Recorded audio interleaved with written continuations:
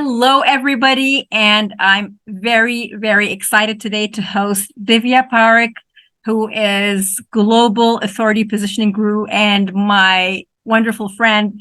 Divya, how are you? Welcome to the house. Oh, Doa, so wonderful to be here with you. Just delighted and looking forward to our conversation. Yeah, I'm really looking forward to this conversation. I think a lot of trainers and coaches out there are going to be benefiting a lot from the information that we are about to share today. And I have so many questions that I wanted to ask you.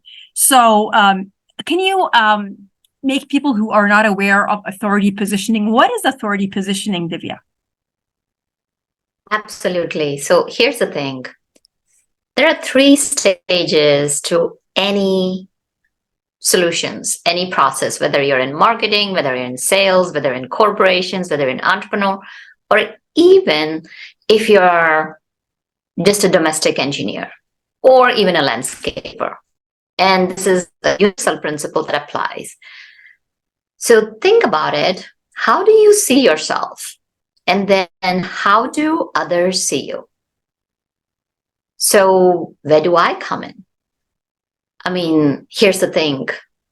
When I am talking with people, I see you. And when I say I see you, is that I see your potential. And that may not work for everyone because, as they say, not everybody's the right fit for each other. Yeah. If we are the right fit, and if I see the potential, that's latent potential that's ready to get unfolded. So I see you. Then together as we are working, we see you. So when I say we see you, what it means is that you see yourself through my eyes. And then further down, you see you. So I'm not there.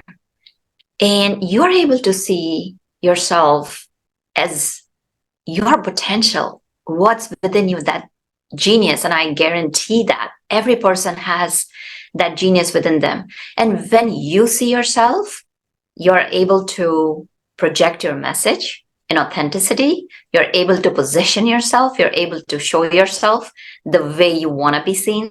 And when your message and when your thoughts and beliefs, words and actions align, other people will see you as you are supposed to be seen and as you want to be seen. So it's authority positioning because you are showing up as the authority of yourself, bringing in your expertise and experience. So you're positioning yourself as you, not somebody else. And then what that does is it makes you stand out amongst everybody because there's nobody like you. And I can again guarantee that. This is very, very fulfilling, Divya, just talking about it. And so what I understand is that it's not just about making people see you for your real potential. It's first and foremost helping people, helping trainers and coaches or any entrepreneurs to first and foremost see themselves for who they really are, what they can actually reach in life. Does that come first? Yes, you're absolutely right. Because think about it, as coaches and trainers, our focus is always on the other people. And what happens is that when your focus is on other people's, so many of my clients, including coaches, trainers, project managers, is, oh, how can I put myself out there? That is sleazy and that is so not right. And I'm all about serving. So people forget that if you do not share how you serve others, people are not going to know. And Yes. by not doing so, you're doing a service to people that you could help. So there is that barrier. And if you can see yourself, how are you going to share how you can serve other people? So I always say that, like that positioning, when it comes, think about you're serving, not selling. Yes, exactly. It's like when you maximize exposure, people who can actually see you for your potential, you automatically maximize your markets and in turn you maximize your service. Exactly. And you don't even have to sell because you're just positioning yourself. And similarly, Doa, I know you are a global partner for training solutions. So when you're providing solutions, what has been your experience? I totally agree with you with the more exposure you have, It's because like, why would people want or not want to come and buy from you and like, ask for your services and help? Trust. I mean, do they trust you or don't they trust you? If you get them to see you and get to understand who you really are, they will eventually want to check, like, what can you offer them? How can you help them? So I think exposure is huge and it's very linked to trust. So the more they Mhm. see you, the more they believe you're available, the more you're probably going to be there for them. And the more you share knowledge, it just helps them make the decision of working with you and understanding your brand, Absolutely. understanding your potential. So now I'm going to ask you a question. How do you go about it? Because I mentioned that, and you brought up some very solid points here. One of the points that I believe very sincerely is building that trust. And when you're being authentic, that you are an authority on yourself. So that authenticity plus authority positions you as the expert guru. So tell me, like, what principles do you use? Because I know you are bringing solutions for your partners. Well, we've learned from each other so much, Divya. And like, there are a lot of things that I've Mhm. learned from you. Being authentic is the easy path. So if you be authentic, you're just saving yourself a lot of energy by showing people who you really are, the way you really are. And it's basically, people are not looking for this 100% genius, 100%, always correct, perfect opinion kind of professional to work with. People want to work with another human being who can understand their pace, can understand their flaws, can Mhm. understand their requirements, can understand that they sometimes just want to switch off and just want to digress. So they just want to understand your story. You have tons of people out there who show you how much of an expert they are, how far like their geniuses, blah blah blah blah blah. But then people want to know your story. They want somebody to relate to, don't you think? Yeah, absolutely. So tell me your story. So let's say somebody wants to work with Doa. What We is have it time. that makes Doa's story and Doa If we that start saying unique? our stories, that's going to be another 20 episodes, Divya. Yes, We're going to do it. uniquely positioning. Yeah. How are you uniquely positioned to help people? Well, I think one of the things that I have, which puts me in this unique position, is the diversity, understanding East and West, having things based on my location that are not available in the West. For example, simple things like just being ahead of time than some regions, having no taxes. Other regions will, so I can actually forward better pricing. Being able to help people to penetrate new markets, which are out of their reach, because I understand these markets. These are just examples. I'm sure, Divya, you also have something that's very, very unique because, I mean, you're such an expert when it comes to, understanding different markets. Would you share your experience on this? Yeah, absolutely. So it's about the whole person. And I can share that, people, when I was young, my dad was all about helping others. So people are fed into like, yeah, you gotta be successful and you gotta achieve this and you gotta do that. And I still remember to this day, my mom and dad, bless my mom's heart, she's passed away. They would have like, those tiny little who had like dad would just give away the money or help her, and like my mom would be like, okay, what about helping your own family? So I learned from a very young age that it was all about helping other people.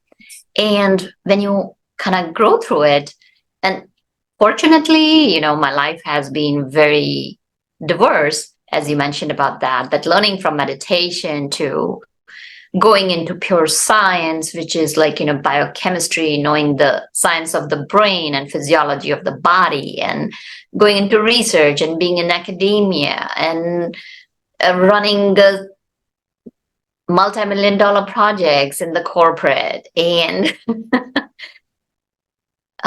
being a coach and coaching thousands of people across 6 continents since 2010 and writing several books and speaking. And so just to bringing, to me, what has happened is that because I love helping people, because I love seeing that twinkle in people's eyes when they have that breakthrough, life has just taken me in different directions. And it's just like a river. I keep my life open. And now I just recently spoke about AI, how AI can help coaches for International Coach Federation. So local chapter. So it's when we say each of us are unique is because we bring so many different eclectic experiences.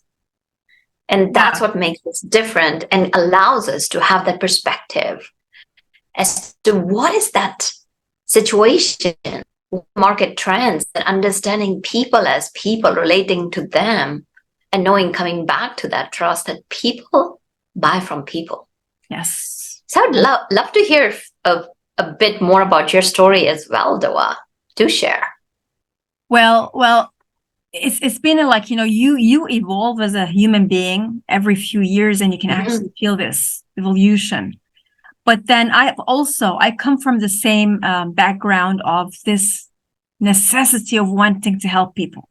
It's almost like a spiritual need for me. It's like something that is so, so deep. And when it comes to how can I maximize that, when I initially chose to help coaches and trainers, the basic reason was because coaches and trainers can help so many people. So like if I help these people, I'm going to maximize the ripple effect. And I also come from like a business background. I used to be a double major, business and literature, when I was in university, and sort of coming from that kind of background helped me present my services in a very articulate way, how to make a business and professionalism merge with art, merge with humanity, merge with feelings, merge with a story, my client's story and my story. And how can we make their clients understand this? And it's just beautiful. It's when you start merging this, just people want to sometimes get stuck on the vibe of professionalism, business, sharp, and they just forget that people want to enjoy as well. It's not they want to get things done. They want to get things done, but they want to enjoy. And I think these are the parts, the humanitarian part of it. And you're big on humanitarian. Is that part that people are sort of, we starve people when we do not add the humanitarian part to the business part. And that brings me to that question to you, Divya. And maybe a lot of people who are, top of their market, like have big salaries, are, scoring like big wins and everything. But for you, what does success mean for you? Beautiful question. So here's what I always say. So many of my clients talk about, I didn't get this promotion, or like so many entrepreneurs will tell me, like, I didn't hit the 6-figure mark. This didn't happen. And I ask them to take a step back. That success is different for every person. It's not about what we have been conditioned by generations that have preceded you. That can be your family, your society, your community, your country, world, humanity. What matters to you? And I also say that what matters to you is also important. It's not just you. If you want something that's going to harm other people, then that's not success. Success is something that helps you achieve your best version, helps you unleash that potential, that genius within you. And that brings that ripple effect of that genius, and that it just like think about that day, drought, gates of that dam, and the water comes through, and all those sun drenched, this is not water drenched, I'm talking about that sun drenched, cracked fields are waiting to soak that moisture and have that little plants just spring out. So very quickly, I want to share a story, and that will share with you for me, what success is. So there used to be two seeds. There was a lot of drought, and these were two sunflower seeds, and they were both in two different cracks. So in the earth, there are cracks. In one crack, there was one seed. In another crack, there was another seed. And so the one seed said, like, I wish that there would be a little drop of rain. And the other seed told, let's say the first seed is Jane. Yeah. And let's say the second seed is Johnny. Or let's make both Jane and Jenna. Okay, so Jenna tells Jane, why would you want to just grab a little moisture? And what if there was not enough moisture and you shriveled up? I'm not going to take any moisture. So Jane says, I'm going to take my chances. I'm going to take that risk. So very little water falls. What Jenna does is she surrounds herself by the mud so that the water cannot reach her. But Jane opens up herself. Jane says, what? I'm going to take this moisture and I'm going to run with it. And as she soaks up the moisture, that tiny little seedling opens up, and there's a sprout of the green, but now there's no water, and she is shriveling up, and like Jenna is of course laughing at her and saying, and then what happens is that there's a field trip, and the kids are running around, and somebody's water spills. So Jane just soaks up that water that coming down the crack, and because she had roots, what she could do is disperse the water. But Jenna, because there was so much water, it just soaked her, and there was not place for her to grow. And here's Jane. In few days, she sprouts out of that crack and is growing into that tree over the years. To me, success is opening yourself up to life, letting life, let that awe and wonder step into you. And as part of that inspiration, that you inspire someone, you impact someone. And here's the thing, the reason I love books is because you're not just impacting one person, you're impacting one to many. And don't get me wrong, impacting one person is also important, because when you impact one person, yes, you're impacting people around you. So to me, success is impacting others. So what Jane does success was ready. mean to you, Noah? Jane was ready. Yes, Jane was ready. So what does success mean to you, Noah? I learned to simplify life so much, to the extent that success for me, it means like you wake up in the morning, you want to wake up and you want to do something to do that you've planned that you wanted to do. And in a very peaceful mode, you get your things done, you meet the people you want to meet, you make them feel good, you give them what they want, you help them the way you want to help them. You put the food on the table, you help your family, you have a wonderful, peaceful day, and then plan for tomorrow. Simple as it is. Simple is success for me today. Right. That's beautiful, because we talk about mindfulness, bringing it into day-to-day life and going through it. Yeah. I think we overwhelm ourselves, people as well, so much, most of the time, thinking either being in the future or being in the past, and just missing the present every day, moment by moment. We just miss it until the day is gone. And then I think, as simple as it may sound, it's not really easy. It's easier said than done, but actually soaking yourself in the moment, making the best that you can do out of the moment, and listening to a lot of millionaires, Divya, they are actually able to do this. They are able to go step by step, moment by moment. That doesn't mean that they sit and they strategize. They do, but not like every second. You can't just keep strategizing forever. Yeah, they pause. People will pause and actually do what they were thinking of, what they were visualizing, and then they take a breather, and then they strategize, and then they just live the moment, and they strategize and live a lot of moments. I think that's how people live their life. I think so. Yeah. Yeah. So, I mean, I love the story about Jane. She was ready, she was rooted, and she was waiting. She was hungry. Mm-hmm. Yeah. Yeah. So I love that story. I'm going to remember it. Um, so you work with people from all over the world. Um, which markets are more sensitive? Going back to the authority positioning, Divya. Can we say that there are markets which are more mature, more aware, more sensitive to branding than other markets? Yeah, absolutely. How so? So let's just kind of take the examples of people that we work with, and then we can definitely expand into more. So think about like coaches.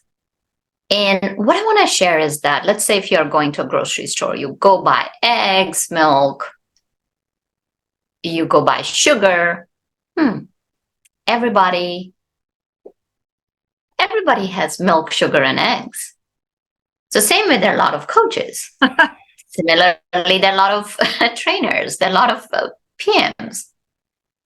Now you take that sugar, eggs, and milk, and maybe take a little bit of vanilla, maybe take a few other things, and create your own recipe and make that cookie. And people will line up outside your bakery to buy that cookie because now it's famous and it's people recognize its value. So that's the difference between just being someone that, oh, I'm a coach, versus being that branded coach. So especially like, coaches and trainers, really, the market is very, very ready to poise. And similarly, there's studies out there. So the book, one of the books that I wrote, Expert to Influencer, that walks you through that if a CEO is well known, the company does much more better. There are stats out there. So regardless whether you have a small company or a bigger company, having that brand is going to make you that cookie, whichever cookie you want. And as we talked initially, you have that unique positioning within you. The key is to corral it and make into that unique cookie that which people not only recognize you as a trusted leader, but people want. So that's how I see it. What are your thoughts? It's like adding this special ingredient. This Mm-hmm. is where your rare, unique persona comes in, and everybody has their own uniqueness, but it's actually sort of boasting about it in a good way. So, and I think this is like where most of the people, this is how you're helping people, Divya, because most of the people will not want to actually express how different they are because they're worried. I'm different. Will people like me? I'm different when everybody is different. But then this is the whole purpose, is to walk out there and actually boast and say to everybody, I'm different. This is what I have that you have not heard of before. This is how I can help you. You don't have this in your office. You don't have this, in your in whatever knowledge base that you have. I do. Of course, you have things that I don't know about that I'm going to need help with, but this is where I'm different. And I think this is where you give them confidence, Divya. Tell me about confidence, Divya, and helping people to actually express their uniqueness and how important that fits in for people who are listening to us. Can you just go deep a little bit on that one? Because I think a lot of people need to know. So I'm going to go back to the very simple thing. When you see you, then what you're doing is you're sharing and you're serving. And then there's no need for confidence because you are just being you. You don't have to think, do I say this? Does this sound right? Am I an imposter? So we move beyond those feelings and fears. And here's the thing, you are going to feel the fear. And it's good. Because think about it, let's say if you're in a mall and if the fire alarm goes off and you're like, it's probably just a trial run. and you stay there. So fear is good to have because it alerts us. Yeah. Now, the thing is that the key is that you don't let the fear overtake you. Yeah. You don't let you become Jenna. That fear is so big that, like, I'm not going to take any chances, because everything has a risk. Whether you are taking an action, it's still going to have equal and opposite reaction, as the second Newton's law tells us. But if you're not taking action, it's still going to have equal and opposite reaction. Because action taken or not taken, there's still, if you don't do it, then you saw what happened to Jenna. And if you took an action, you saw what happened to Jane. It's not that there are not risks going to be there. Risks are going to be there, right? Like, there was that moment when she didn't know if she would have that additional moisture to continue growing. So it's about having that faith, trusting the source, universe, whatever you want to call it, that I have the potential. And when I believe with an intention to impact, things will unfold. It's having that belief as if things have already happened, and moving over there and taking that chance to become Jane. And that's how that confidence comes through. It's about taking that little steps. And I always say that this is something I've kind of come up with in the past year. It's okay to fall. It's okay to fail. It's not okay to give up. Yeah. Yeah. Because if you fall, and when you fall or when you fail, this is it. You've had the entire experience. That's called experience. But if you quit, you didn't even give yourself the chance to learn anything, good or bad. Yeah. Yeah. So tell me about a time like when you failed and you got out of it. Every day. I don't care. I don't care. Every day I will do something wrong. Every day, multiple things. Doesn't matter. And this is like we're in everything, in every aspect. Still corrective action is needed. Still sitting down with myself and contemplating is needed. Improving is needed. You will improvise. Every day you will improvise on something. I promise you. And you'll hit you'll hit a wall. Yeah. No, I agree. I fail every single day as well. And the way I see it is, rather than if we can change the terminology from failure to experimenting. Yeah. The way I see it is, coming from a research and science background, I say we are experimenting with life. Yes. And you project, right? Like, this may happen. So what's a science experiment? Like, you hypothesize, you create a plan of action, you take action, and if it doesn't work, you change the pieces and you adapt and adopt. Just exactly. That's how it is. It's not failure. It's experimenting with life. Exactly. Your life, like your flow. And I was thinking about this, Divya. I think we talked about this a lot before. And like, this has become an obsession, like, go with your flow. This is like one of my, resolutions for the next year. Go with your flow, not with the flow.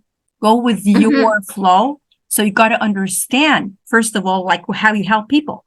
What is my flow? What is it? Some people will not recognize, like, what's their flow. And then once you understand what's your flow, go with it. Go with it. It's going to be like the path of least resistance. You know what I'm saying? So tell us, shed some more light, Doa, about when you say that go with your flow. So understanding your purpose. Sometimes people will be so good because, like, they were just in the situation where they were trained and coached in their companies, and they just build a muscle. They build a skill on something. But if that skill or muscle does not make them feel fulfilled to the extent that they feel excited most of the days when they wake up in the morning, and they feel that they're enjoying what they do and that they want to live for 100 years doing what they do, then that is a sign, I think, that this is not their flow. So my theory is, because, like, I meet a lot of people every day, for example, who work in corporations. They want to switch and start their own thing. They have a deep desire to do this. They have a calling that comes in, like, every now and then, very strong calling. But then they're scared. They're good at what they do. They are, making big salaries. They have big titles. but it's like, something is making them feel not comfortable. So like I keep asking and keep like calling them or meeting them, trying to help them understand, is your flow here or is your flow here? You got to just understand which one is it? Because if you don't go with your flow, that's a big waste of investment in your life. You're investing your life in the wrong direction. Yeah, no, you're absolutely right on the mark. And this again, kind of going back to the same thing. How do you see yourself? What's your narrative? And it's just like the car. Like if the car is not in alignment, it's going to zigzag. And if you're in alignment, as you're saying, Doa, like if you know where your flow is, what makes you happy, then you can take that and make it into a narrative where it's that your story. And then that story you're telling yourself, you're sharing with others, and you're stepping into your zone. And then what happens is like, it's almost like that again brings us back to positioning, is that set your stage, step on it and own it. Exactly. And I think one of the signs that you are in your flow is that when you fail, when you fall, it doesn't matter. You don't care. You don't care because it's just part of the process. It's when you're not in your flow, and when somebody is not in their flow and they fail, they panic because like that's too much. It becomes scary. And they think that maybe comes through as threatening to their career, threatening to their life, because something inside them will make them feel this is being so far away from shore, if you know what I'm saying. Oh, absolutely. You're right on the mark. And it's true. And sometimes just being open, as you mentioned, that simplifying life, being in the moment and bringing that mindfulness and knowing that not everything is peachy all the time. There will be times you feel down. There will be times you feel demotivated. There will be times you're feeling hurt. There are times you're energized. There are times you're like just elevated. There are times like, yes, I can achieve anything that I want and sky's not the limit. But the key is it's all part of you. Just like failure and success go hand in hand. They're two sides of the coin. Same way for us, there's no good or bad. It just is. Yes, just is. I love it. All right. Since we've been talking about authority positioning, success, how people understand their flow, markets, branding.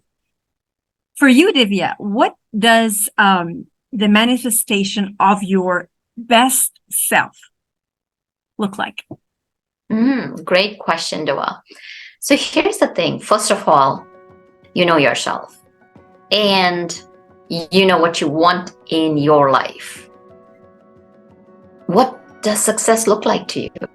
And at the same time, you have that mindset, just like you were talking about the simple things, you're experimenting with life. And expression of your best self is believing in yourself. And at the end of the day, looking at what were you blessed with? What were the things that you achieved? And what were the things that you could experiment again with a different pathway? Or what were the things that didn't work out and that can be scratched off the list? Because not everything is going to take you forward. So it's again that experimentation and opening up to that awe and wonder of life, opening up to other people and creating that impact.